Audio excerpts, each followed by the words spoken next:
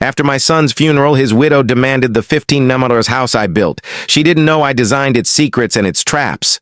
It's mine now, Isabel insisted, throwing papers on my desk. Transfer the deed, immediately. She thought it was a legal fight. She didn't know the war was already over. That night, I made a single phone call to my head of security. The trap was now set. Before we continue, please subscribe to the channel and let us know where you are listening in the comments. To understand the chill that settled in my heart when Isabel made her demand, you must first understand the funeral. It was 5 days prior, under a sky the color of slate. The world felt muted, as if all the color had drained from it the moment I lost Michael. I stood by his graveside, a 68-year-old man who had built skyscrapers that touched the clouds, yet felt so small he could be buried by a single shovelful of earth. My foundation had crumbled. All I had left was the structure, the empty house I had built for him, for us. I remember watching Isabel. She was a vision in black, a designer dress that cost more than a month of my first mortgage. She played the part of the grieving widow flawlessly for the cameras and the society pages. She dabbed at dry eyes with a lace handkerchief and accepted condolences with a practiced, fragile sorrow. But I, an architect of form and function, have spent a lifetime studying the difference between a supporting column and a decorative facade. And Isabel, she was pure facade. While I was lost in memories of Michael's first steps on the lawn of that very house, she was networking. I saw her through the haze of my own pain, murmuring to a banking executive, her hand resting briefly on his arm. I saw her exchange a business card with a real estate mogul who had never even met my son. Her grief was a performance, and the funeral was her stage. Her eyes, when they weren't being watched, were not filled with loss. They were sharp, calculating. They scanned the crowd not for comfort, but for opportunity. That house, you see, it wasn't just a house. It was my life's masterwork. I found advanced designs 30 years ago with nothing but a pencil and a belief that a building could be more than just shelter. It could be a legacy. I poured everything into it, and when Michael was born, that legacy took on a new meaning. I designed that $15 million estate not as a monument to my wealth, but as a sanctuary for my son. I remember when he was a boy, he'd sit on my lap in the study, his small hands trying to hold the heavy T-square. He'd watch, mesmerized, as lines on a page transformed into walls and windows. "Are you building a castle, Dad?" he'd ask. "Something better," I'd tell him. "I'm building a home." He was there when we broke ground. He helped me lay the first hardwood plank in the library, his face smudged with sawdust, beaming with pride. Every secret passage, every hidden compartment, every state-of-the-art security feature, he knew them all. I designed them not just for safety, but as a game for us, a fortress of our own making. He was meant to inherit not just the structure, but the soul of it. But here is the secret Isabel never bothered to uncover, a detail lost in her whirlwind of social climbing and lavish spending since marrying my son 2 short years ago. Michael never owned the house. He never owned anything, everything. Vance Designs, the investment portfolio, every property, including the estate itself, is held in an ironclad trust. A trust that I, Arthur Vance, am the sole trustee of. Michael was the estate's manager, a title that came with a generous salary, a lifestyle she quickly grew accustomed to. He was my employee. My beloved, wonderfully compensated employee, but an employee nonetheless. Isabel hadn't married into wealth. She had married a man with a very, very good job. A job that ended the moment his heart stopped beating. She hadn't married for love. She had married for leverage, and she had just discovered her leverage was gone. Which brought us back to the library, an hour after her initial brutish demand. The lock on the heavy oak door clicked softly. She entered again, but the predator was gone. In its place was the broken doll. Her eyes were red now, a trick of rubbing them raw, I suspected, and her voice was a fragile whisper. "Arthur, I'm so sorry," she began, sinking into the leather armchair opposite me, making herself small. "I don't know what came over me. I'm just so scared. Michael handled everything. The finances, the house. I feel so lost without him." She looked up at me, her gaze pleading. I lashed out. It was the fear talking. "This house, it's the last place I feel close to him. Every room holds a memory." A lie. The only memories she had in these rooms were of parties she'd thrown. "Please," she whispered, a single, perfect tear tracing a path down her cheek. Can I just stay for a little while, just until I get back on my feet? I need to be near him." I looked at her, this beautiful, venomous creature, and I saw her strategy unfold like a blueprint. Phase 1, brute force, had failed. Now, she was initiating Phase 2, infiltration through pity, a Trojan horse of grief wheeled right up to my gates. A part of me, the grieving father, wanted to scream, to throw her out into the cold and tell her to never speak my son's name again. But the other part of me, the architect, the strategist, saw an opportunity. A master architect knows that you can't test the integrity of a structure from the outside. You must apply pressure from within. You must see how it behaves under stress. And so, I nodded slowly, composing my face into a mask of weary compassion. "Of course, Isabel," I said, my voice gentle. "You are Michael's wife. This is your home, for as long as you need it."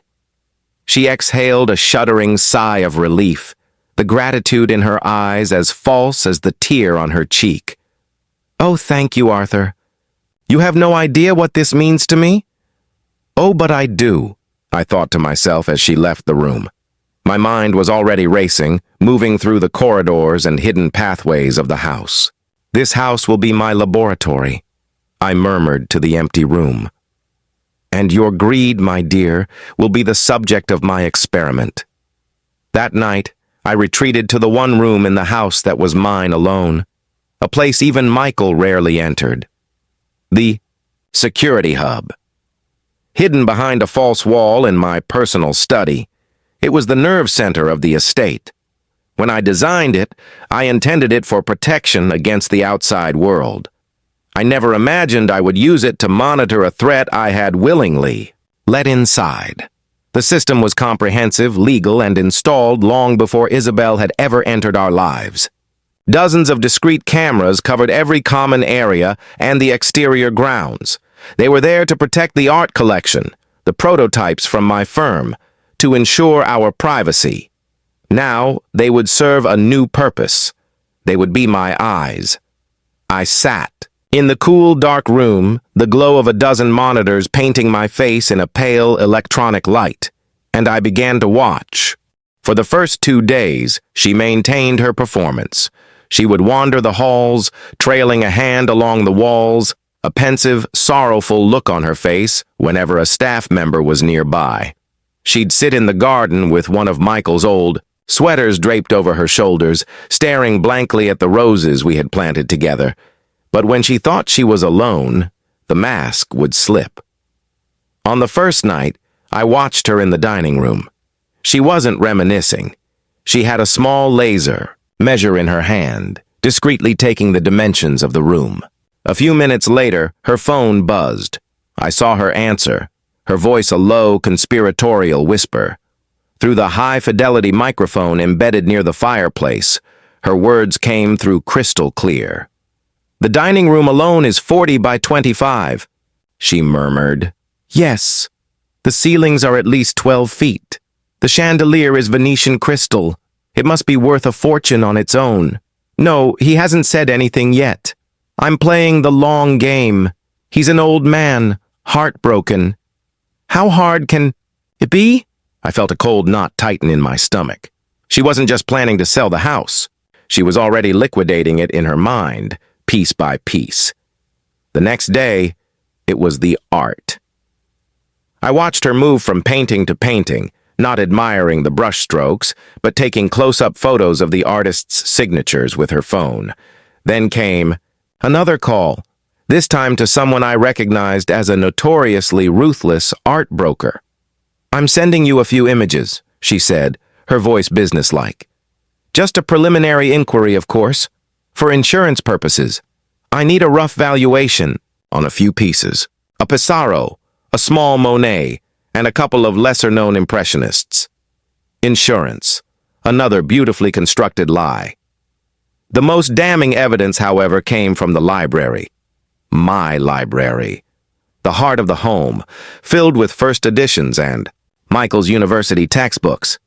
I had a service passage, a narrow corridor hidden behind a swinging bookshelf that I used for maintenance on the wiring. It also happened to provide a perfect, unseen vantage point. I stood in the darkness of the passage, listening as she spoke to her lawyer, the same one who had drafted the initial demand. "He's stonewalling me, Richard," she said, her voice sharp, with frustration. "He agreed to let me stay, but it's a trap, I can feel it. The old man is hiding something. There has to be another will, a secret trust, something. Michael told me he was set for life. He wouldn't have lied to me." "Perhaps Michael misunderstood his position," the lawyer's voice replied, tinny through the phone. "No," Isabel snapped. "He was arrogant, maybe, but not stupid. The money is here somewhere. I need you to start digging. Look into Vance Design's corporate structure. Check for offshore accounts. And start the paperwork. Find a doctor, a psychiatrist, anyone. I want to be prepared to file for conservatorship. If he won't give me the house, maybe we can get a court to declare him incompetent. An old man, grieving his only son. It's a classic case of diminished capacity." I leaned my head against the cool wood of the wall, my breath catching in my throat. This was no longer just about greed. This was a declaration of war. She wasn't just trying to take my home. She was trying to take my mind, my freedom, my very identity. I retreated back to my study, my heart pounding with a cold, clear fury. The experiment was over. The data had been collected. Her character had been tested, and its structural integrity was zero. She had made a fatal miscalculation. She saw me as a grieving old man. She had forgotten that I was also an architect. An architect who knew every strength, every weakness, and every secret of the fortress she was trying to conquer. And I was about to remind her. After overhearing her plan to declare me incompetent, the grief that had clouded my judgment for days finally receded. It was replaced by a clarity as sharp and cold as a shard of glass. My objective was no longer simply to observe her greed. It was to document it, to encourage it, to lead her down a path of her own making, a path that would end not in a courtroom where she could twist words, but in a place of undeniable, irrefutable truth. My house would not just be a laboratory, it would become a maze, and she, the rat I would guide to its center. My counter-offensive began not with confrontation, but with subtlety. I needed more than just recordings of her whispers. I needed to capture her actions. I needed to test not just her avarice, but the complete and utter void where her love for my son should have been. The first test was one of memory, of sentiment. I found her in the sunroom, scrolling through a high-fashion website on her tablet. I approached quietly, holding a small, dust-covered wooden box. "Isabel," I said, my voice gentle. "I was clearing out some of Michael's things from the attic. I found this." I placed the box on the glass table in front of her. It was unassuming, made of simple pine, with the initials MV clumsily carved into the lid. She glanced at it, her interest minimal, a flicker of annoyance in her eyes at being interrupted from her shopping. "It was the first thing he ever built," I explained, my voice thick with genuine memory. "He was 10. We spent a whole summer in the workshop. He got splinters, cried in frustration, but he was so proud when he finished it. He kept his most treasured possessions in here. Baseball cards, a lucky marble, a photograph of his mother. I watched her face for any sign of recognition, any softening. There was none. She tapped the box with a perfectly manicured nail. "That's sweet," she said, her tone dismissive. Her eyes had already drifted back to the glowing screen of her tablet. I left the box on the table and walked away. From the security hub, I watched. For an hour, she ignored it. Then, when she thought I was in another part of the house, she picked it up. She didn't open it with reverence. She shook it, listening for a rattle, weighing it in her hand as if to gauge its material worth. Finding none, she pushed it to the far corner of the table, an irrelevant piece of clutter in her world of polished surfaces and brand names. The test was a success. She had assigned 0 value to my son's memory. The second test was one of value, of legacy. Michael, following in my footsteps, had been a gifted, if not yet famous, designer himself. His passion wasn't skyscrapers, but furniture. He saw the soul in the wood, the story in the grain. His workshop, a converted carriage house on the property, was his sanctuary. The next afternoon, I invited Isabel to walk with me to the workshop. I haven't been able to bring myself to go in there since... I let the sentence hang, another piece of bait. She agreed, a flicker of something, curiosity, suspicion, in her eyes. The air inside the workshop was thick with the scent of cedar and varnish. Sawdust still coated the floor. A half-finished rocking chair, his last project, sat in the center of the room, tools laid neatly beside it as if he had just stepped out for a moment. "He loved this place," I said, running a hand over the smooth, sanded arm of the chair. "He poured his heart into his work. He believed a piece of furniture should last for generations, carrying the stories of the family with it." Isabel's gaze swept the room, but she wasn't looking at the craftsmanship. I saw her eyes lock onto the collection of vintage power tools, the German-made lathe, the Japanese hand saws hanging on the wall. "He certainly had the best equipment," she commented, her voice betraying her thoughts. "This must all be worth quite a bit." "His designs were his real treasure," I countered gently. I gestured to a large portfolio case leaning against a workbench. "Those are his originals, blueprints for pieces he dreamed of creating. He called it his legacy collection." I watched her. She gave the portfolio a cursory glance before turning her attention back to the tools. "Do you think you'll sell any of this?" she asked, her tone casual, but her eyes sharp. "It seems a shame for it to just sit here gathering dust." She hadn't asked to see his designs. She hadn't expressed a single wish to finish his last rocking chair or preserve his legacy. Her mind had immediately jumped to liquidation. Another test passed with flying colors. His passion was to her merely inventory. With each test, her character, or lack thereof, came into sharper focus. She was a creature of pure, unadulterated materialism. She didn't see a home, she saw a property. She didn't see memories, she saw memorabilia to be appraised. She didn't see a legacy, she saw assets. And this understanding was crucial, for it would dictate the design of my final trap. The trap had to appeal to that singular defining trait. It couldn't be a hidden will or a legal document. That was her lawyer's game. It had to be something tangible. Something she believed was of immense, immediate value, hidden away, just waiting for her to claim it.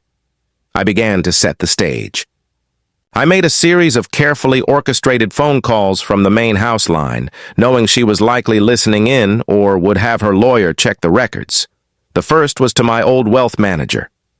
"David," I said, my voice laced with a manufactured anxiety. "It's Arthur Vance. I need to discuss the primary asset. No, not the portfolio. The other one. The one that's kept off book.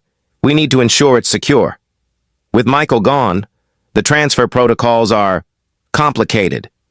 The next call was to a specialist in rare gems and private acquisitions in Geneva, a man whose name was synonymous with discreet, high-value transactions. "Mr. Dubois," I spoke in hushed tones. "It's Vance. We need to talk about the architect's collection. Yes, all 6 of them. No, they are still in situ. I'm growing concerned about their security. I may need to move them to a more permanent vault." The architect's collection did not exist.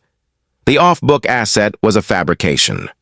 But to Isabel, who I knew would be piecing these fragments together, they would sound like the jackpot.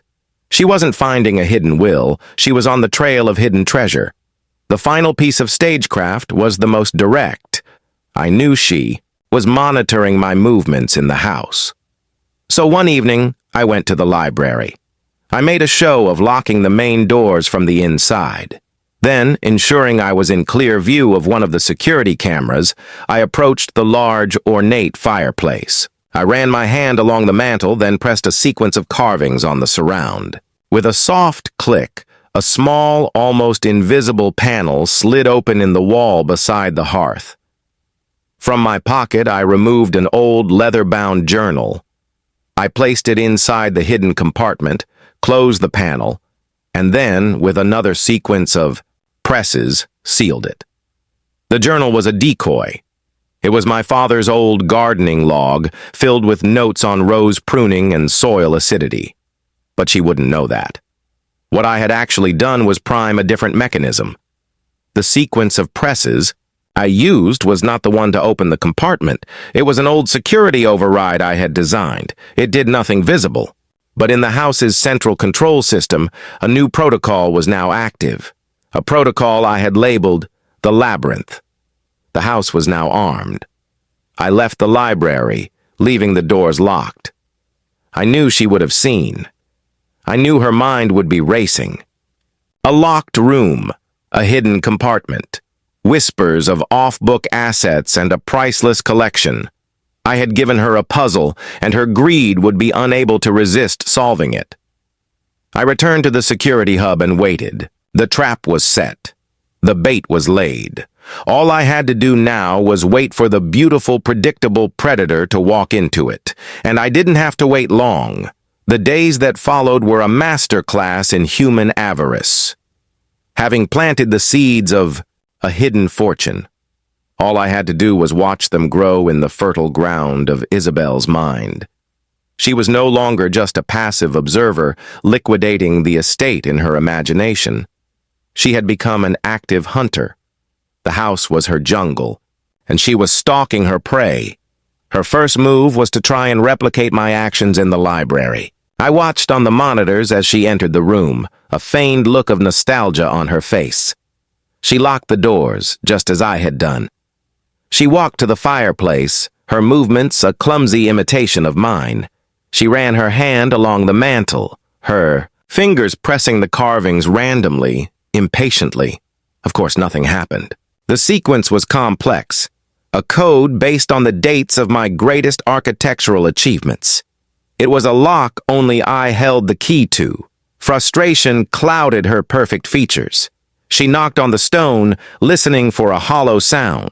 She tried to pry at the edges of the panels with a letter opener. It was crude, desperate, and utterly revealing. She had abandoned all pretense of grief.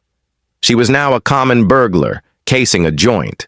When her own efforts failed, she escalated, just as I knew she would.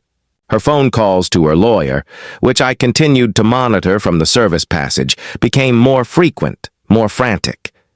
"It's here, Richard, I know it is," I heard her hiss into the phone one afternoon.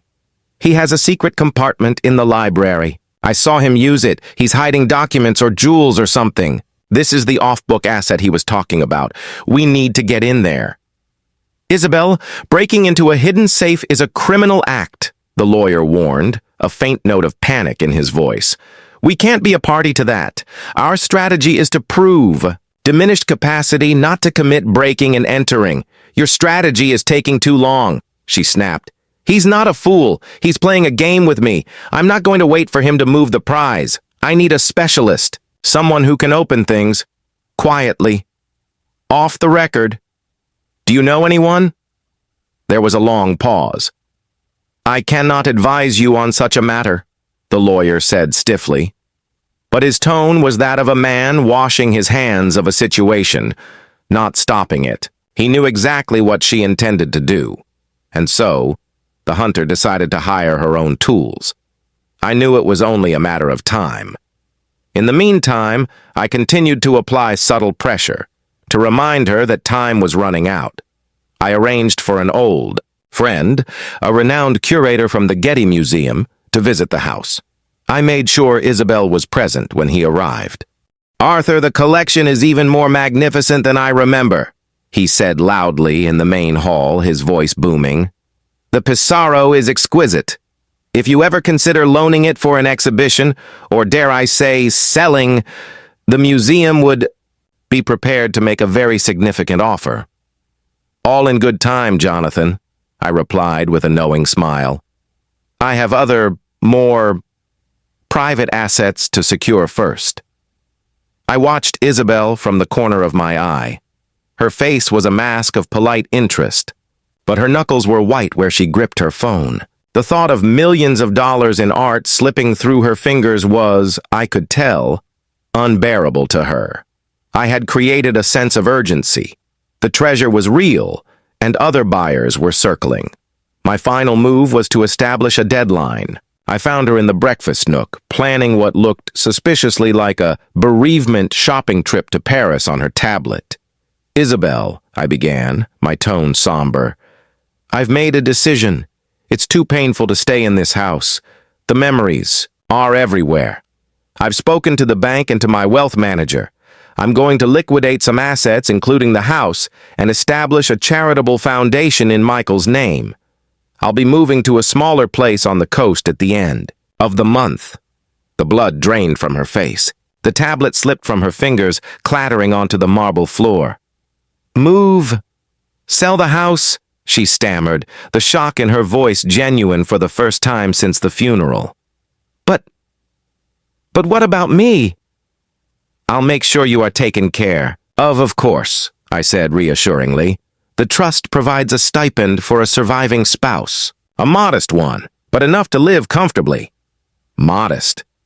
I knew that word would be like a dagger to her heart.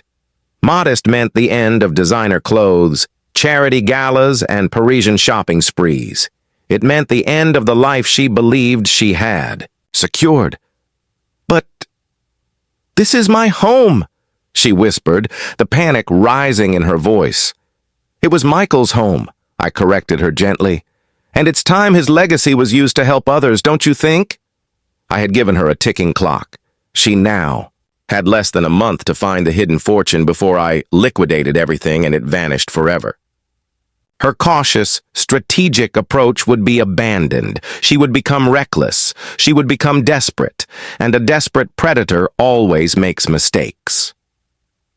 The very next day, the call was made. From the security hub, I watched her pace in the garden. Her phone pressed to her ear. She spoke in low, urgent tones. The number she was calling was not her lawyer's.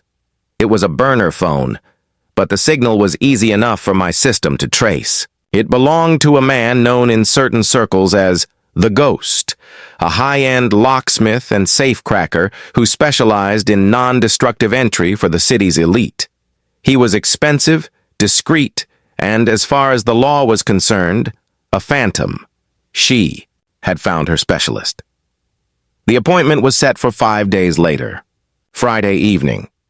I knew she had chosen that time for a reason. Friday was the night I always met with my old partners from the firm for a standing dinner, a routine I hadn't missed in 20 years. She believed the house would be empty, that I would be gone for hours. She thought she would have a clear field. She didn't know that I had already canceled my dinner. I had cleared my schedule, because Friday night wasn't my dinner night, it was her judgment night. I spent the next 5 days in final preparation. It felt like the week before the unveiling of a major project. Every detail had to be perfect. I ran diagnostics on the security system. I tested the locking mechanisms of the Labyrinth protocol. I calibrated the audio and video feeds from the library to ensure perfect clarity. I also placed the final piece of bait. Inside the decoy safe, the one I had opened with the false panel, I placed a single folded sheet of paper. Nothing more. On Friday, as evening approached, a storm began to gather on the horizon, mirroring the tempest about to break within my walls. At 6 o'clock, I walked through the house, my footsteps echoing in the quiet halls. I saw Isabel in her room dressing for the evening, a look of focused anticipation on her face. I knocked on her doorframe. "I'm off to my dinner, Isabel," I said, my voice calm. "The staff has the night off. There's a cold supper in the refrigerator if you get hungry. I'll be back late." "Have a wonderful time, Arthur," she replied, her smile bright and utterly false. "Don't worry about a thing." I walked to the front door, stepped out into the humid pre-storm air, and got into my car. I drove down the long, winding driveway, past the main gates. And then I pulled over into a hidden service entrance a quarter-mile down the road. I got out, walked back through the woods that bordered the property, and let myself in through a discreet maintenance door at the back of the estate. I made my way through the darkened service corridors, my steps silent. I entered the security hub, the nerve center, and sat down in the command chair. The monitors flickered to life, showing a dozen different angles of the house. The library was empty, quiet, waiting. The trap was set. The architect was in his tower. And the show was about to begin. In the world of architecture, there is a concept known as the point of failure. It is the precise threshold where a structure, when subjected to enough stress, finally breaks. For a beam, it might be a matter of weight. For a foundation, a matter of pressure. For Isabel, I knew her point of failure was the agonizing proximity to a fortune she could almost touch but could not grasp. And tonight, I would apply the final ounce of pressure. I sat in the command chair, the only light coming from the bank of monitors. The storm outside was growing closer, the wind beginning to whip through the ancient oaks that lined the property. It was 8:15 p.m. She was giving me ample time to be well on my way to my dinner engagement. Punctual, predictable Arthur. Her greatest underestimation. At 8:30 p.m. precisely, a flicker of movement at the edge of the property caught my eye. A dark, unmarked van had pulled into a service road, its headlights off. A figure emerged, silhouetted against the gloom, carrying a heavy-looking bag. He moved with a swift economic grace, keeping to the shadows of the hedgerows. This was the ghost. I zoomed in on his face using one of the high-definition perimeter cameras. He was younger than I expected, with the intense, focused eyes of a craftsman of the illegal arts. Isabel met him at the kitchen door, which she had left unlocked. I watched the silent pantomime on the screen. She ushered him in quickly, her movements sharp and nervous. She handed him a thick envelope, presumably his down payment. He pocketed it without a glance. Business was business. I toggled the audio feeds, focusing on the kitchen microphone. "Is it done?" I heard her ask, her voice a strained whisper. "The perimeter sensors are looped," the ghost replied, his voice flat, professional. "As far as the security company is concerned, the house is sleeping soundly." "Where is it?" "This way," she said, leading him through the darkened hallways. "The library." I followed their progress on the monitors, switching from camera to camera as they moved. They were two predators, united in purpose, moving through the heart of my home. The irony was not lost on me. I, the architect, had designed this house to keep intruders out. And here was my son's wife, leading one right to its heart. They reached the library doors. Isabel produced a key. "He locks it every night," she explained. "He thinks that's enough." The heavy doors swung open, and they stepped inside. The room was dark, the only light filtering in from the hallway. The ghost set his bag down on the grand Persian rug, the one Michael and I had chosen together on a trip to Istanbul. He clicked on a small, powerful headlamp, its beam cutting a sharp cone through the darkness. "Okay," he said, his eyes scanning the room. "Show me." Isabel led him to the fireplace, her excitement palpable even through the grainy night vision. "Feed." "It's here," she said, her voice trembling slightly. "Behind a panel next to the hearth. He used a sequence on these carvings to open it." The ghost ran a gloved hand over the stone, his touch surprisingly delicate. He didn't bother with the carvings. He pulled a small electronic device from his bag, an ultrasonic scanner. He passed it over the wall, watching a small screen. "There," he murmured after a moment. "Hollow space. And a locking mechanism. Looks like a magnetic tumbler system. Old school, but effective. He built this to last." He looked at Isabel. "This will take some time. It's not a standard safe. It's custom built into the house itself. I'll have to drill the core. It won't be quiet." "He's out for the night," Isabel said impatiently. "He won't be back until after midnight. Just get it open."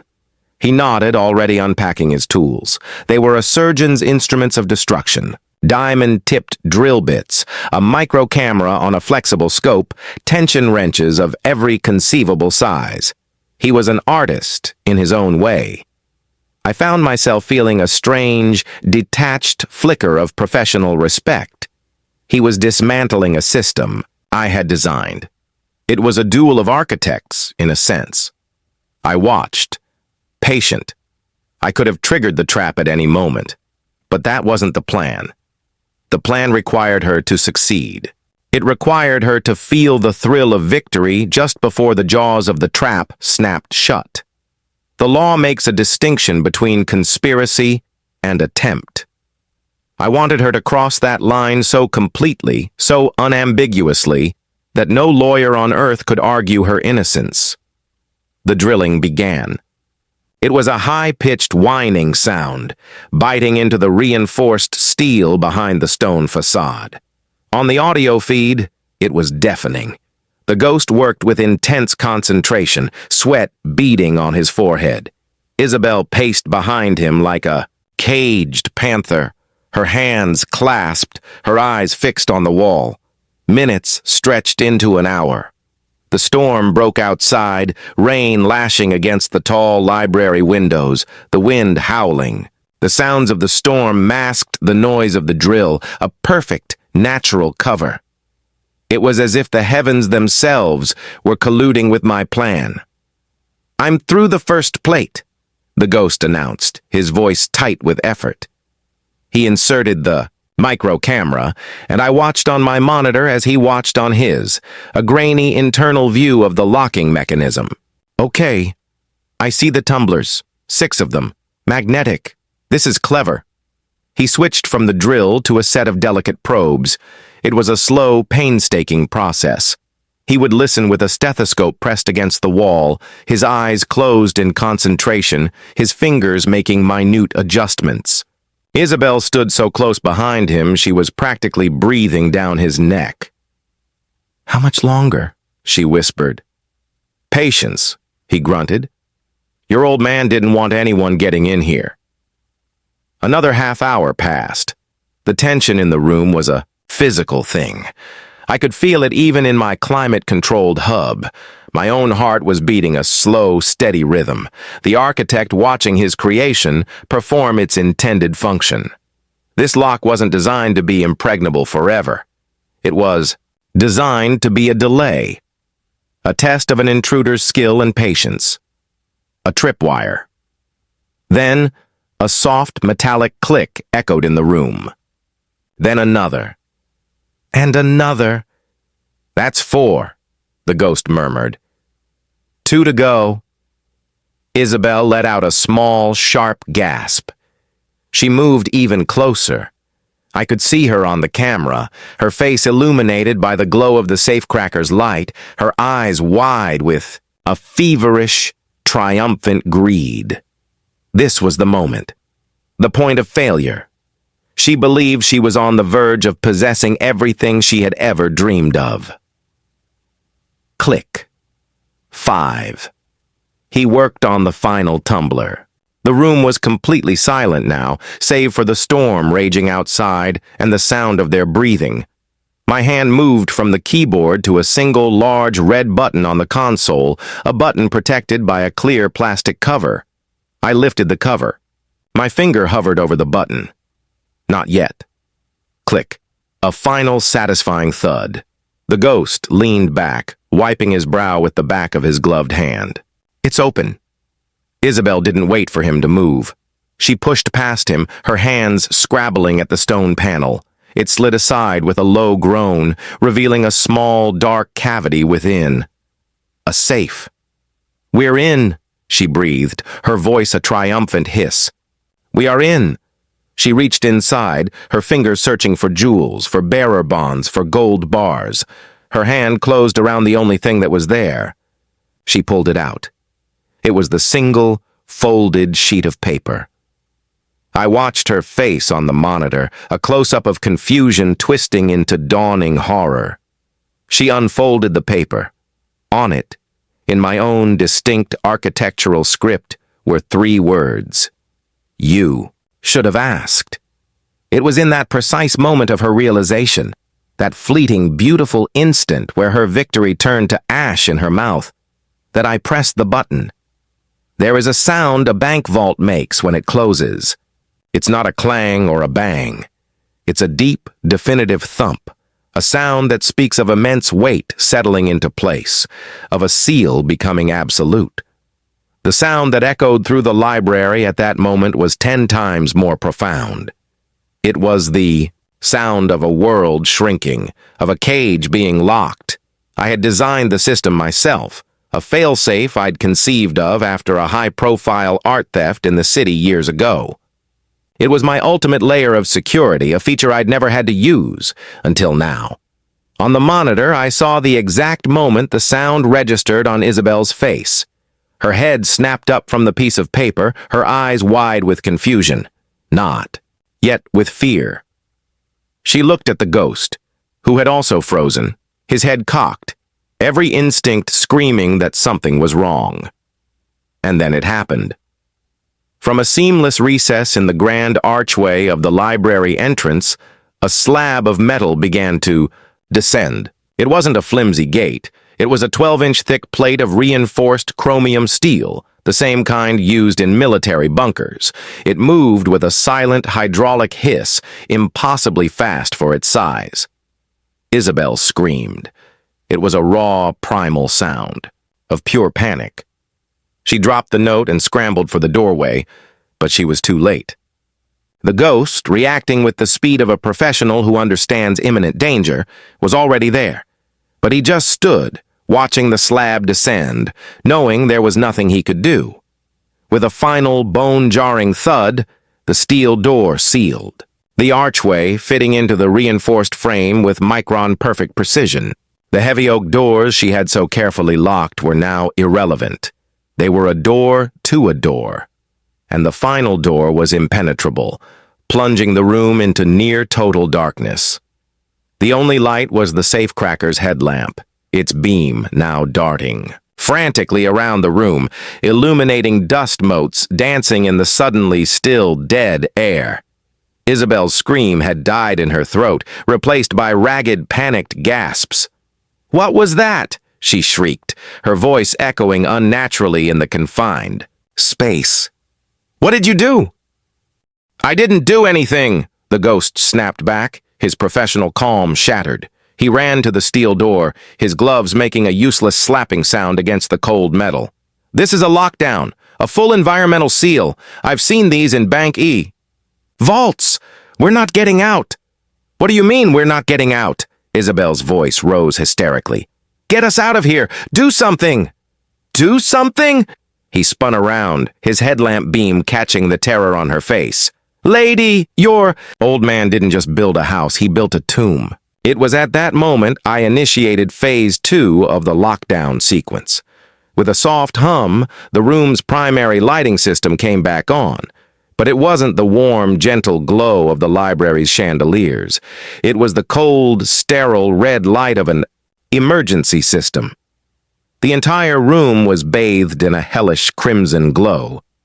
The books on the shelves, the ornate furniture, Isabel's pale face, everything was painted in the color of alarm. Simultaneously, a soft whirring sound came from the opposite wall. A large oil painting of a stoic ancestor, a man who I'm sure would have appreciated the evening's events, began to retract upwards into the ceiling. It slid away to reveal what it had been concealing for 30 years, a 60-inch flat panel, monitor seamlessly integrated into the wall.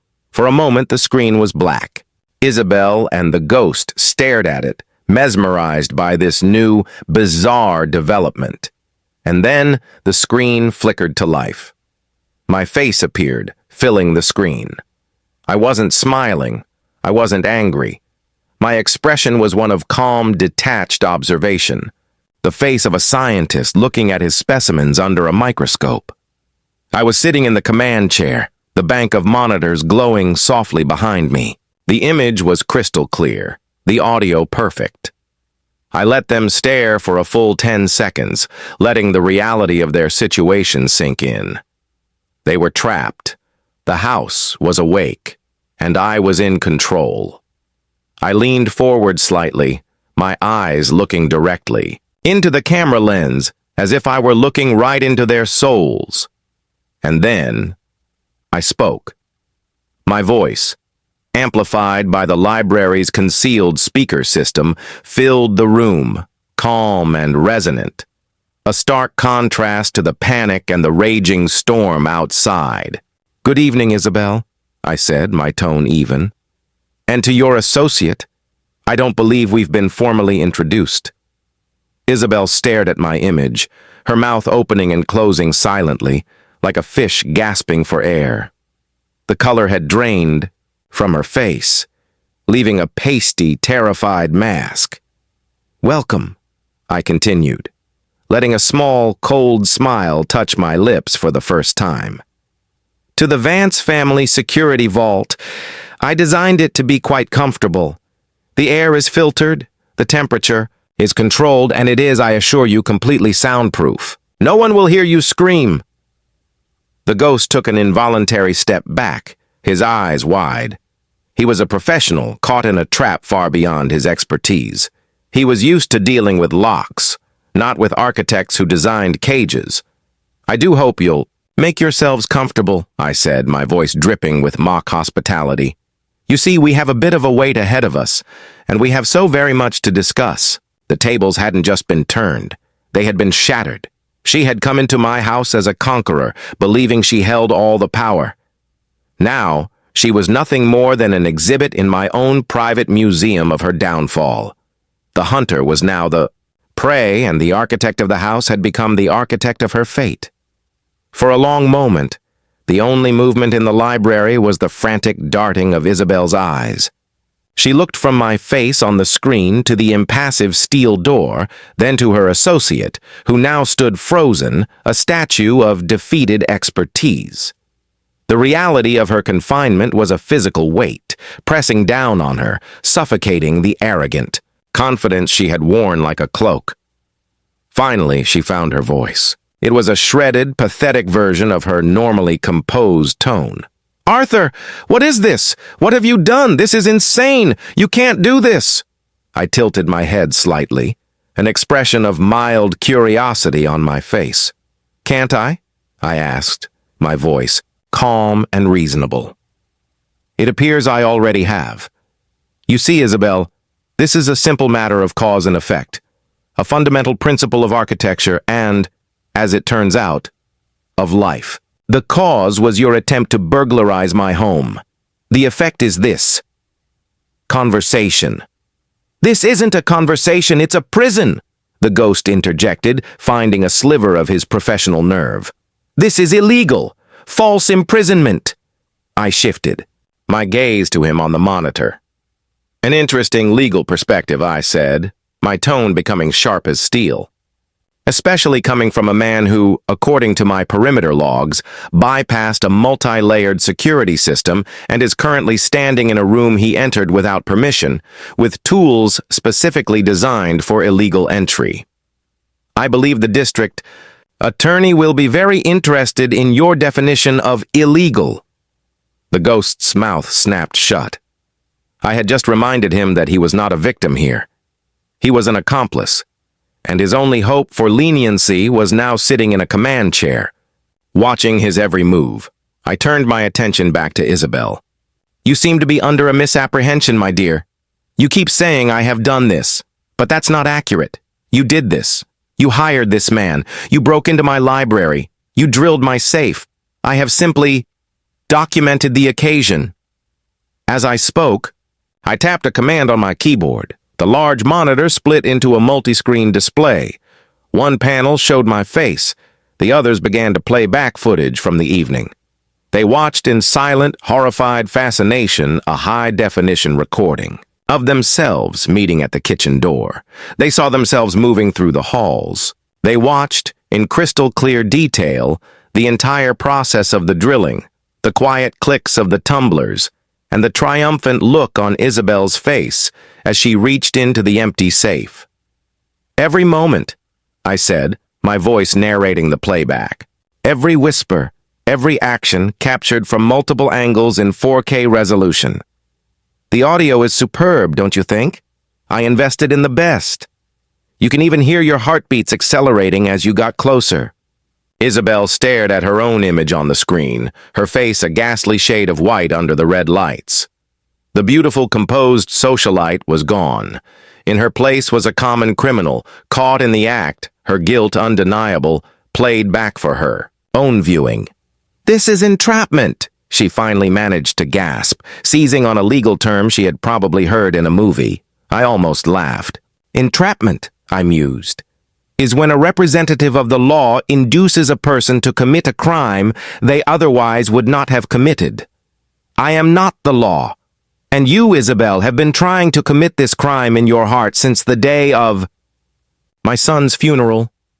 I simply provided the architecture for your ambition to finally take physical form. I let that sink in. I wanted her to understand that this wasn't a random act of fate.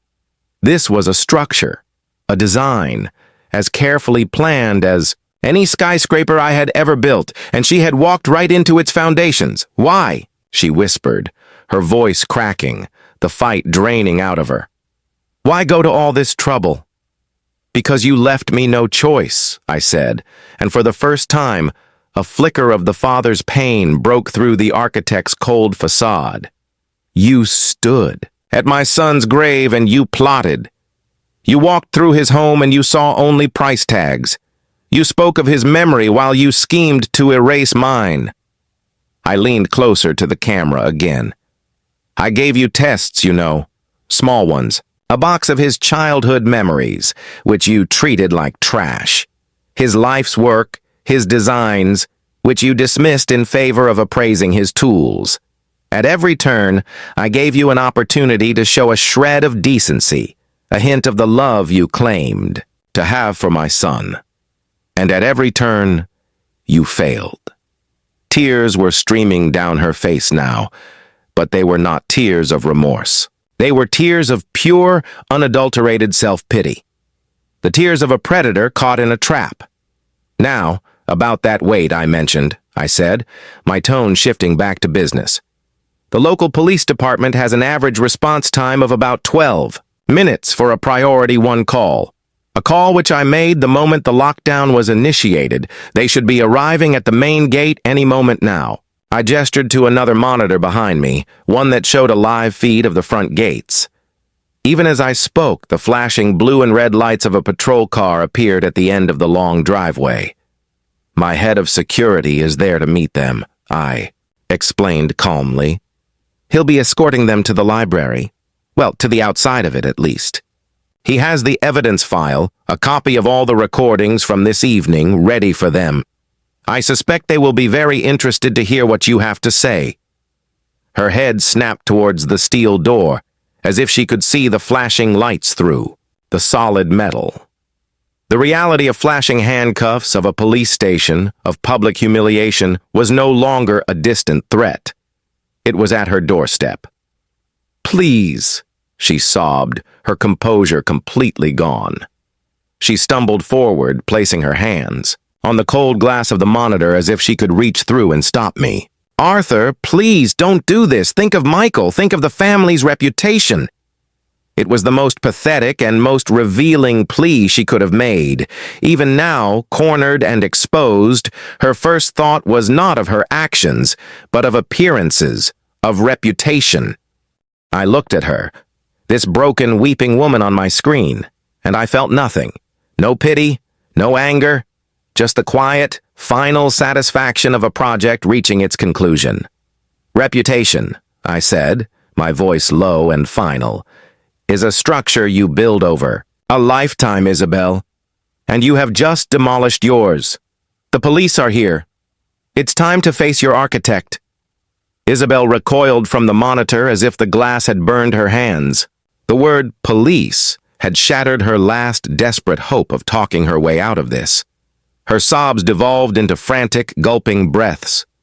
She spun around the room, her eyes darting from the unyielding steel door to the towering shelves of books, as if searching for an escape route that I, the architect, might have overlooked. There was none. Every line, every angle of this room had been designed for containment. "No, no, no," she chanted under her breath, a mantra of denial against the encroaching reality. She turned to the ghost, her face a mess of tears and terror. "Do something! You're the expert, get us out!" The ghost, who had been standing rigid with a professional's resignation, finally turned on her, his voice a low, venomous snarl. "Get us out. There is no us. You hired me to open a safe, lady. You told me the house was empty. You told me this was a simple family matter. You didn't tell me I was walking into a fortress designed by a paranoid genius with a god complex." He gestured wildly at my face on the screen. "You're on your own. I'm a professional. I'll cooperate. Take a lesser charge. You're the client who lied." Her last ally had turned on her. The betrayal in her eyes was almost comical. She, who had betrayed my son's memory and my trust, was now shocked to be betrayed by a hired criminal. I let their little drama play out, a quiet observer. It was another data point for the police, another layer of her culpability.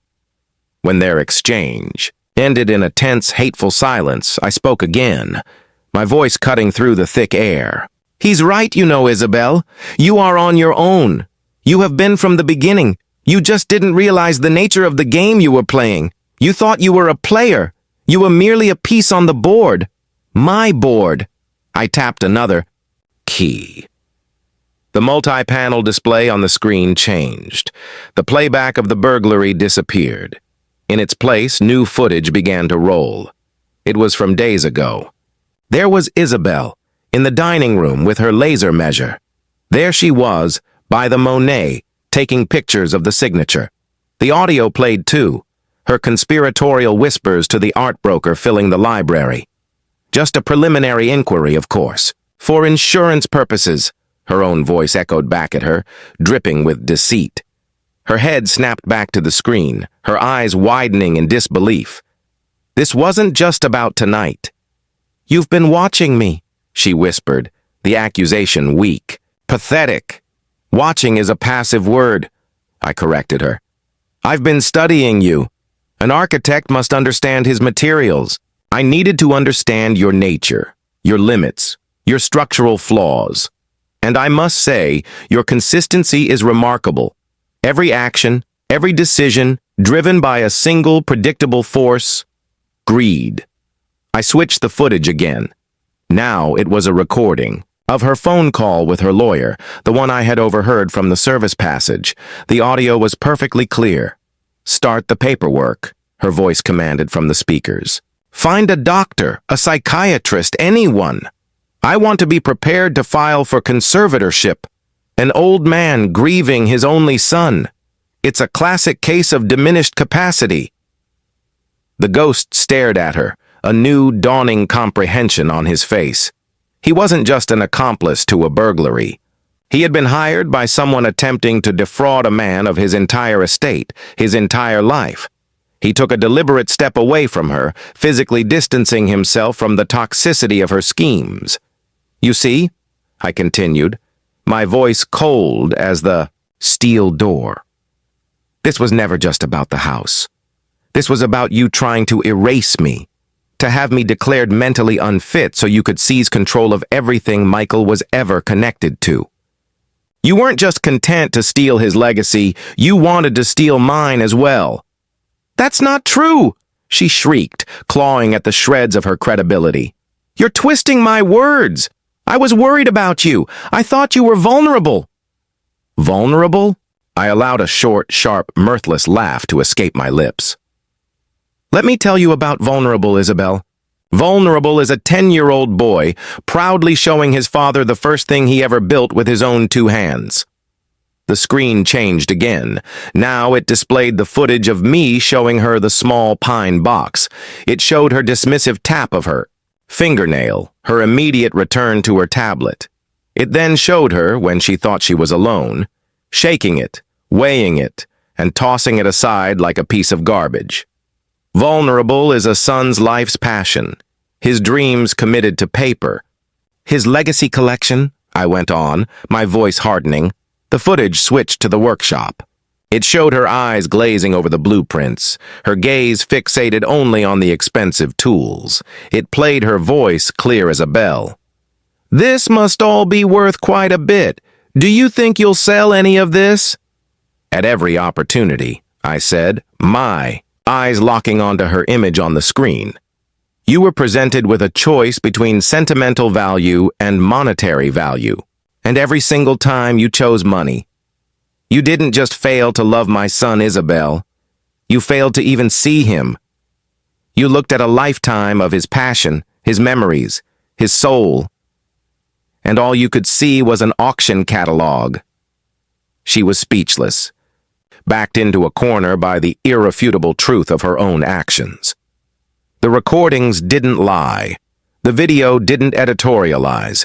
It simply showed her for what she was, a hollow vessel, filled with nothing but avarice. A loud, authoritative banging sound echoed from the other side of the steel door. "This is the police!" a voice called out, muffled but clear. "We know you are inside. We have the building surrounded. Come to the door." Isabel jumped, a small, terrified squeak escaping her lips. She looked at the door, then back at my face. On the screen, her eyes begging. "It seems our time is running short," I said, my tone almost conversational. "But before I let them in, there is one last thing I want you to understand. One final piece of the architecture you failed to appreciate." I typed a new command. The main monitor now displayed a document. It was a page from the Vance Family Trust. I zoomed in on a single clause, the text large and clear, a dagger of legal jargon aimed directly at her heart. It was the morality clause, a standard feature in trusts of this size, designed to protect the estate from scandal or criminal behavior that could tarnish the family name.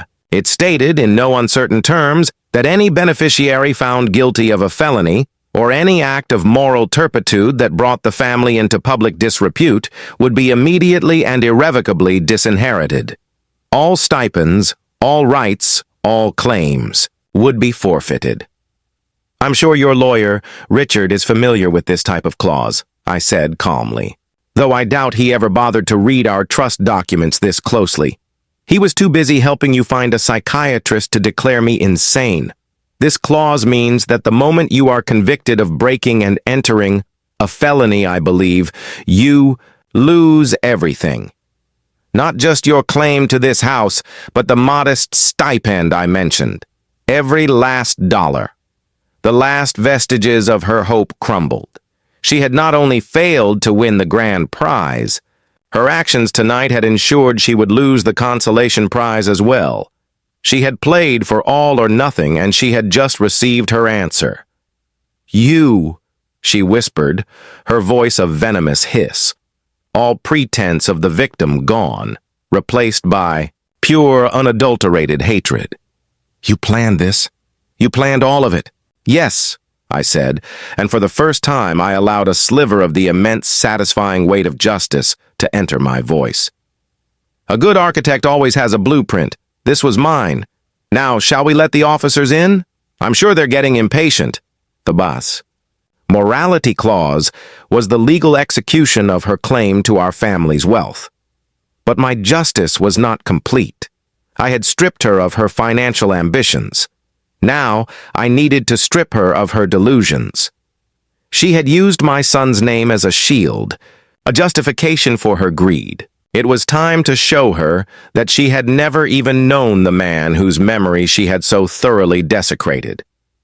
You planned this, she had spat, her voice thick with hatred. Her accusation hung in the air, a testament to her inability to accept, her own culpability. Correction, I said, my voice cutting through her rage. I didn't plan for your greed, Isabel. I merely anticipated it. An architect doesn't hope a building will stand. He designs it to withstand the forces he knows will eventually act upon it. Storms, pressure, time. I designed this family's legacy to withstand a force like you. You hate me, she whispered, the words a realization and an admission. Hate is a passionate emotion, I replied calmly. What I feel for you is far colder. It is the feeling an engineer has for a faulty component. Disappointment in its failure. The recognition that it must be removed before it compromises the integrity of the entire structure. You are a faulty component, Isabel, and you are being removed. The banging on the door ceased. A new sound replaced it, the high-pitched whine of a power tool. The police were preparing to cut their way in. Time was short. Before your new acquaintances arrive, I said, there is one more detail of this game I'd like to share with you. You see, you operated under a fundamental flaw in your calculations. Your entire strategy was based on the premise that Michael loved you, that he trusted you, and that he would have wanted you to have all of this. He did love me, she screamed, the claim reflexive, desperate. He adored me. He would have given me anything. He would have, I agreed, and the softness in my voice seemed to startle her into silence. He would have given you the world. My son was a generous, trusting soul, perhaps too trusting. He saw the beautiful facade you presented to the world, and he fell in love with it. He didn't have a lifetime of experience in spotting structural weaknesses. I paused, letting my words sink in. I was about to give her a truth that no amount of money could ever buy, and no court of law could ever take away. It was a truth that would haunt her long after the steel door opened. But Michael wasn't a fool, I continued. He was blinded by you, perhaps. But he was not a fool. Over the last 6 months of his life, the cracks in your facade were beginning to show. He started to see the woman behind the performance. That's a lie, she shrieked. We were happy. Were you? I asked, my voice quiet, piercing. I tapped another key. The screen showing the trust document was replaced by a new image. It was a single scanned page of a letter, written in Michael's familiar, elegant script. It was addressed to me. The date on it was from 2 weeks before his accident. I found this in his personal effects, I explained. It was in a sealed envelope, with instructions to be given to me upon his death. I believe he wrote it, and then, feeling better, put it away, never intending for me to see it. Fate, it seems, had other plans. Isabel stared at the letter, her eyes scanning the first few lines, her breath catching in her throat. I can read it to you if you'd like, I offered. Or perhaps you'd prefer to read it yourself. It begins, Dad, I'm writing this because I need to admit something I've been too proud to say out loud.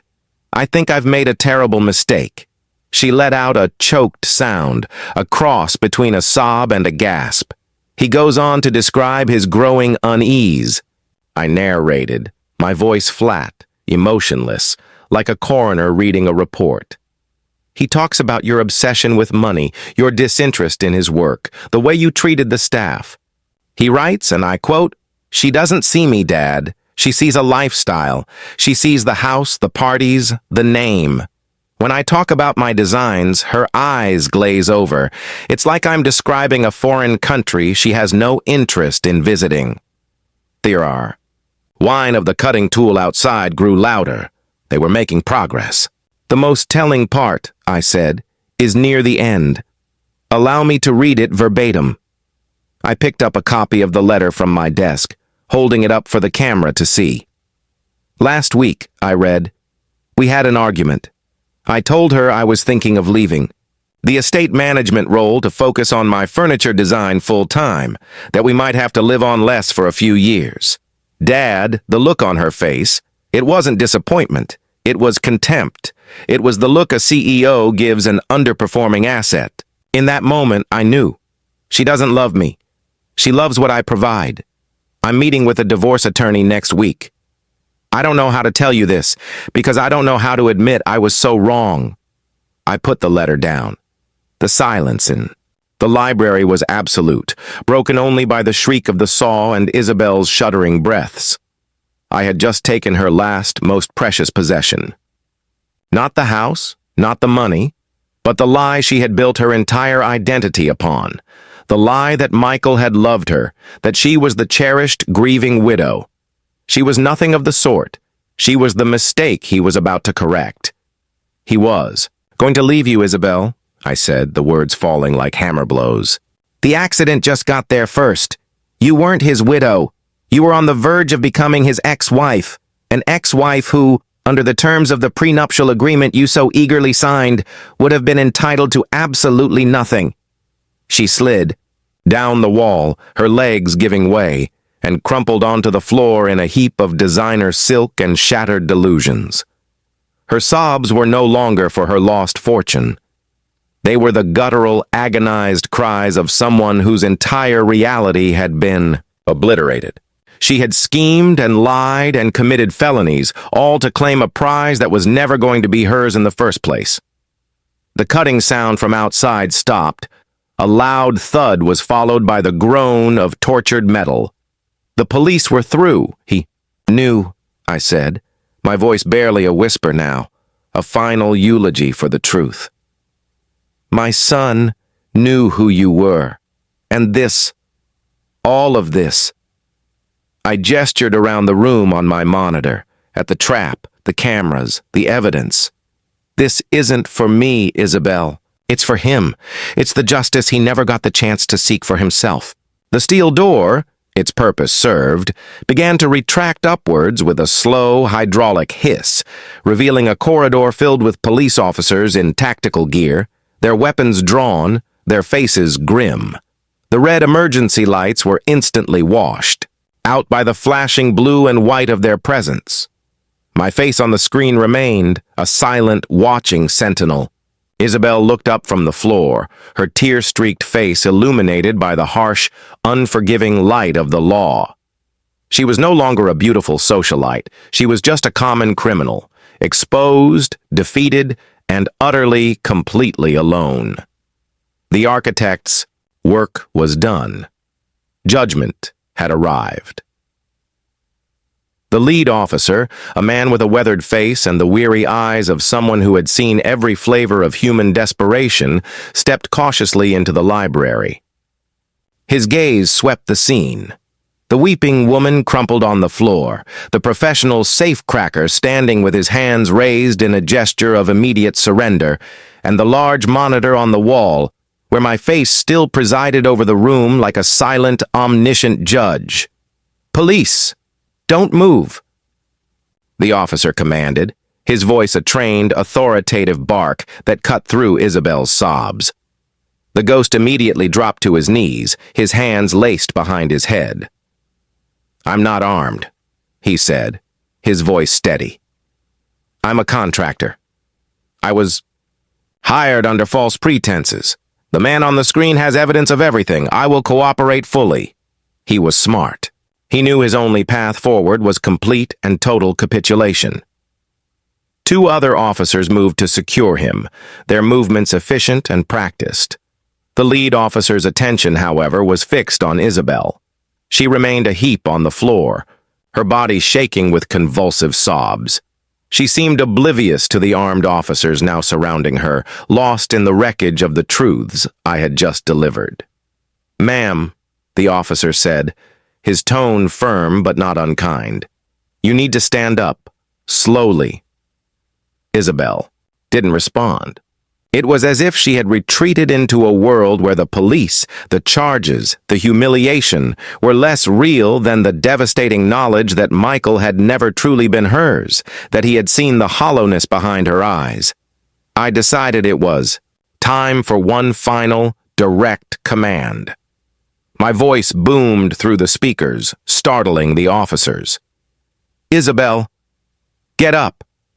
Her head snapped up, her eyes wild and unfocused, finding my face on the screen. The connection was still there. For the last 2 years, she had listened to me as the quiet, accommodating father-in-law. Now, she heard me as the voice of her undoing. "It's over," I said, my voice leaving no room for argument. "The performance is finished. Stand up and face the consequences. It is the last thing you will do in this house." As if my words had severed the final string holding her up, she began to scream. It wasn't a cry for help or a plea for mercy. It was a scream of pure, animalistic rage. Rage at being outmaneuvered, at being exposed, at being so thoroughly and completely defeated. "You!" she shrieked, scrambling to her feet and lunging, not at the police, but at the monitor, at my image. "You did this to me! It was all you!" Her fingernails scraped uselessly against the reinforced glass of the screen as 2 officers quickly moved in, grabbing her arms and restraining her. She struggled against them, a wild, cornered animal, all her carefully constructed elegance gone, replaced by a raw, ugly fury. "Let go of me!" she screamed, her voice hoarse. "He's the criminal! He trapped us!" The lead officer looked from her struggling form to my impassive face on the screen, then back again. My head of security, a stoic ex-military man named Peterson, stepped forward from the hallway and handed the officer a tablet. "Everything you need is on there, Lieutenant," Peterson said in his low, gravelly voice. Full video and audio from the moment the suspect and her accomplice entered the premises. Financial records, copies of threatening correspondence, and a sworn affidavit from Mr. Vance detailing the extortion and conspiracy attempts leading up to tonight's events. He's been building a case for weeks. The lieutenant took the tablet, his eyes widening slightly as he scrolled through the summary. He understood now. This wasn't a simple B&E. This was something far more complex, a family drama that had ended in a meticulously planned sting operation. He looked back at Isabel with new eyes, not as a potential victim of false imprisonment, but as the prime suspect in a very serious set of felonies. As the officers snapped handcuffs onto her wrists, the metallic click echoing in the library, Isabel's fight seemed to drain away, replaced by a chilling, venomous calm. Her head drooped, her hair falling across her face. Then, slowly, she lifted her head and looked directly into the lens of the security camera that was feeding her. Image back to my monitor. She was looking right at me. "You won't get away with this, Arthur," she hissed, her voice low and trembling with a promise of future vengeance. "I'll tell them everything. How you manipulated me. How you planned this. I will destroy you." I met her gaze. The grieving father was gone. The cold architect was gone. All that remained was a man who had protected his son's soul. I leaned forward one last time, my voice a final, quiet judgment that was for her and her alone. "No, Isabel," I said softly. "You won't. Because you have nothing left to destroy. Your credibility is ash. Your reputation is a ghost. The only thing you had of any value was your connection to my son's name, and I have just shown the world, and more importantly you, that you were never worthy of it. As for me," I continued, I am not the one on trial here. I am a father who protected his son's legacy from a predator. I will sleep soundly tonight. You, on the other hand, will be sleeping in a cell. And when you wake up, you will have to face the one truth you can never escape. You are not a grieving widow. You are simply nothing. With that, I tapped a final key on my console. My face disappeared from the screen, replaced by the Vance Designs corporate logo. The speakers went silent. My presence was withdrawn. The architect had left the building. The officers began to lead her out. As she was escorted through the grand archway, past the now retracted steel door, she took one last look back into the library. It was a look of utter devastation. She was looking at the life she had killed for, the life that had been a mirage, the life that was now lost to her forever. I watched on the monitors as they put her in the back of the patrol car. The ghost was put in a separate car.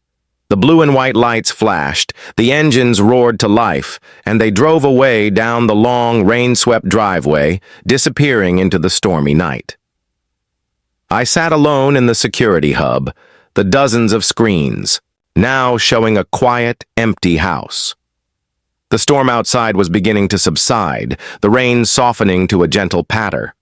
A profound silence descended, a silence not of emptiness, but of peace. The battle was over. The faulty component had been removed. The structure was secure. Justice, like a well-designed building, had been constructed piece by piece on a foundation of truth, and it was built to last. In the aftermath of the storm, both the one that raged outside and the one that broke within these walls, a profound quiet settled over the estate. It was the silence of a fever having broken. The house felt lighter, as if it could finally breathe again, cleansed of the toxic presence that had haunted its halls. The legal proceedings were swift and decisive. Faced with the mountain of incontrovertible video, audio, and financial evidence I had compiled, Isabel's case was hopeless. Her high-priced lawyer, Richard, dropped her as a client the moment the news of her arrest became public, citing irreconcilable differences. He was a man who built his career on perception, and the perception of Isabel was now toxic. Her hired safecracker, the ghost, true to his word, cooperated fully. He gave a detailed statement, confirming he had been hired by Isabel under the pretense of a family dispute over a locked inheritance. His testimony, combined with my recordings, painted a damning picture. He received a reduced sentence for his cooperation. Isabel, abandoned by her legal counsel and facing a slew of charges from conspiracy and attempted grand larceny to breaking and entering, had no choice but to accept a plea bargain. There would be no dramatic trial, no opportunity for her to twist the narrative and play the victim for a jury. My evidence was too absolute, too architectural in its precision. She pleaded guilty. The sentence was a reflection of her social standing, but a life-altering judgment nonetheless. She received no jail time, but was given 5 years of probation, a hefty fine, and a court order to undergo psychological counseling. More significantly, the terms of her plea deal included a permanent restraining order, barring her from ever contacting me or setting foot on any property owned by the Vance Trust again. And as the morality clause of the trust dictated, her conviction meant she was formally and forever disinherited. She left the courthouse with nothing but the designer clothes on her back and a reputation reduced to rubble. The society pages that had once celebrated her wedding now feasted on her downfall in lurid detail. She had become a cautionary tale, a social pariah. As part of her probation, she was forced to relocate, and she vanished from the world we had, once shared, a ghost of a life she had tried to steal. For a time, I felt a quiet, grim satisfaction. The system I had designed had worked. Justice had been served. But as the days turned into weeks, that satisfaction began to fade, replaced by a familiar, heavy emptiness. I had won. I had protected my son's legacy. But my son was still gone. I Found myself wandering the silent house, the victory feeling hollow. I had expelled the poison, but the wound remained. The house, this masterpiece of design and memory, now felt less like a sanctuary and more like a mausoleum. Every room echoed with a loss that Isabel's drama had only temporarily distracted me from. I had built a fortress to protect my family, only to find myself the sole occupant, a king in a castle of ghosts. One afternoon, I found myself in Michael's workshop. It was just as we had left it, the half-finished rocking chair sitting in a pool of sunlight. I ran my hand over the wood, the texture familiar, comforting. I saw the portfolio of his designs, the Legacy Collection, and for the first time since his passing, I opened it. I spent hours poring over his drawings. They were brilliant, innovative, elegant, functional. They were filled with his spirit, his passion, his unique way of seeing the world. He hadn't just been my son. He had been an artist on the verge of greatness. And as I looked at his beautiful, unrealized dreams, a profound realization washed over me. Isabel had been wrong about everything, but most of all about where Michael's true legacy resided. It wasn't in the house. It wasn't in a secret collection of jewels or in an off-book bank account. It was here, in these designs. It was in the passion and the potential that had been so tragically cut short. And I understood then that my work was not yet finished. Expelling Isabel wasn't the final act of justice for my son. It was only the first. The true act of justice would be to ensure that the work he had started, the legacy he had dreamed of, did not die with him. My victory over Isabel had been a destructive act. I had demolished her life, her reputation, her future. It was a necessary demolition, like tearing down a condemned building before it collapses and hurts others. But I was an architect.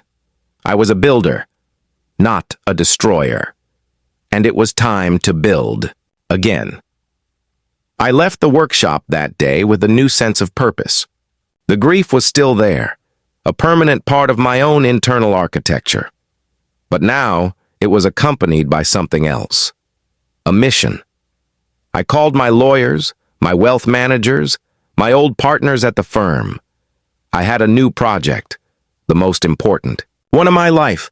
I was not going to sell the house. I was not going to hide away in it. I was going to transform it. The plan began to take shape, a new blueprint forming in my mind. The sprawling estate, once designed as a private sanctuary, would be repurposed. Its wings would become studios, its grand halls galleries, its quiet gardens places of inspiration. Michael's workshop would be its heart. I would use the full weight of the Vance Trust, the very fortune Isabel had tried to steal, to create something new from the ashes of our family's tragedy. It wouldn't be a quiet, charitable foundation that simply wrote checks. It would be a living, breathing institution, a place of creation. The news of Isabel's conviction had cemented my control over the estate, silencing any potential legal challenges. The world saw me as the grieving father who had been forced to defend himself against a predatory daughter-in-law. They had no idea that my true work, my final tribute to my son, was just beginning. I walked through the library, the scene of the final confrontation. The red emergency lights were gone. The steel door was permanently retracted, its mechanism dismantled. The room was once again a place of peace. But it was no longer my peace, alone that I sought. I picked up a photo of Michael from the mantel. It was from his graduation day, his face bright with limitless potential. "She thought it was about the walls, son," I whispered to the photograph. "She never understood. The legacy isn't the container. It's what it's meant to hold." And I was about to build a new container, one worthy of the brilliant, beautiful soul of my son. One that would ensure his name would be remembered not for the tragedy of his death or the scandal of his wife, but for the creativity and passion with which he lived his life. The architect had one last building to design. In the months that followed the legal storm, a profound quiet settled over the estate. It was the silence of a fever having broken. The house felt lighter, as if it could finally breathe again, cleansed of the toxic presence that had haunted its halls. The legal proceedings were swift and decisive. Faced with the mountain of incontrovertible video, audio, and financial evidence I had compiled, Isabel's case was hopeless. She accepted a plea bargain. The sentence was a reflection of her social standing, but a life-altering judgment nonetheless. She received no jail time but was given 5 years of probation, a hefty fine, and a court order to undergo psychological counseling. More significantly, the terms of her plea deal included a permanent restraining order, barring her from ever contacting me or setting foot on any property owned by the Vance Trust. And as the morality clause of the trust dictated, her conviction meant she was formally and forever disinherited. She left the courthouse with nothing but the designer clothes on her back and a reputation reduced to rubble. She vanished from the world we had once shared, a ghost of a life she had tried to steal. For a time, I felt a quiet, grim satisfaction. The system I had designed had worked. Justice had been served. But as the days turned into weeks, that satisfaction began to fade, replaced by a familiar, heavy emptiness. I had won. I had protected my son's legacy. But my son was still gone. One afternoon, I found myself in Michael's workshop. It was just as we had left it, the half-finished rocking chair sitting in a pool of sunlight. I ran my hand over the wood, the texture familiar, comforting. I saw the portfolio of his designs, the legacy collection, and for the first time since his passing, I opened it. I spent hours poring over his drawings. They were brilliant, innovative, elegant, functional. They were filled with his spirit, his passion, his unique way of seeing the world. And as I looked at his beautiful, unrealized dreams, a profound realization washed over me. Isabel had been wrong about everything, but most of all about where Michael's true legacy resided. It wasn't in the house. It wasn't in a secret collection of jewels or in an off-book bank account. It was here in these designs. It was in the passion and the potential that had been so tragically cut short, and I understood then that my work was not yet finished. Expelling Isabel wasn't the final act of justice for my son. It was only the first. The true act of justice would be to ensure that the work he had started, the legacy he had dreamed of, did not die with him. I did not sell the house. I did not hide away in it. I transformed it. The sprawling estate, once designed as a private sanctuary, would be repurposed. Its wings would become studios, its grand halls galleries, its quiet gardens places of inspiration. Michael's workshop would be its heart. I would use the full weight of the Vance Trust, the very fortune Isabel had tried to steal, to create something new from the ashes of our family's tragedy. It wouldn't be a quiet, charitable foundation that simply wrote checks.